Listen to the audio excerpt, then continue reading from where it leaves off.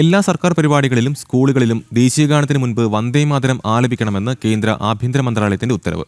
വന്ദേമാതരം ചൊല്ലുമ്പോൾ എല്ലാവരും എഴുന്നേറ്റ് നിൽക്കണമെന്നും ഉത്തരവിൽ വ്യക്തമാക്കുന്നു. ദേശീയഗാനത്തിന് തുല്യമായ വ്യവസ്ഥകളാണ് വന്ദേമാതരത്തിന് ഏർപ്പെടുത്തിയിരിക്കുന്നത്.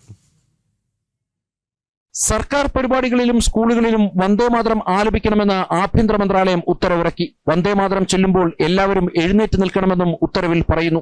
ഔദ്യോഗിക അവസരങ്ങളിൽ വന്ദേമാതരത്തിന്റെ 6 ചരണങ്ങളുള്ള 3 മിനിറ്റും 10 സെക്കൻഡും ദൈർഘ്യമുള്ള ഒരു പതിപ്പ് ആലപിക്കണമെന്നാണ് നിർദ്ദേശം.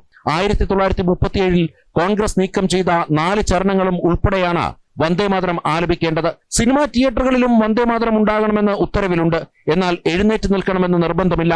ഇതിനു പുറമെ പത്മ അവാർഡുകൾ പോലുള്ള പ്രധാനപ്പെട്ട പരിപാടികളിലും രാഷ്ട്രപതി പങ്കെടുക്കുന്ന എല്ലാ പരിപാടികളിലും വന്ദേമാതരം ചെല്ലണമെന്നും ഉത്തരവിൽ പറയുന്നു. വന്ദേമാതരത്തിന്റെ മുഴുവൻ വരികളും ചെല്ലണമെന്നും ഉത്തരവിലുണ്ട്. ഏതെങ്കിലും വിധത്തിൽ വന്ദേമാതരത്തോട് അനാദരവ് കാട്ടിയാൽ 3 വർഷം തടവായിരിക്കും ശിക്ഷ. മുഹമ്മദ് അലി ജിന്നയുടെ ലീഗിന്റെ സമ്മർദ്ദത്തിന് വഴങ്ങി വന്ദേമാതരത്തിലെ പ്രധാന വരികൾ നെഹ്റു ഒഴിവാക്കിയതാണെന്ന് വന്ദേമാതരം സംബന്ധിച്ച് പാർലമെന്റിൽ നടന്ന പ്രത്യേക ചർച്ചയിൽ പ്രധാനമന്ത്രി നരേന്ദ്രമോദി വ്യക്തമാക്കിയിരുന്നു.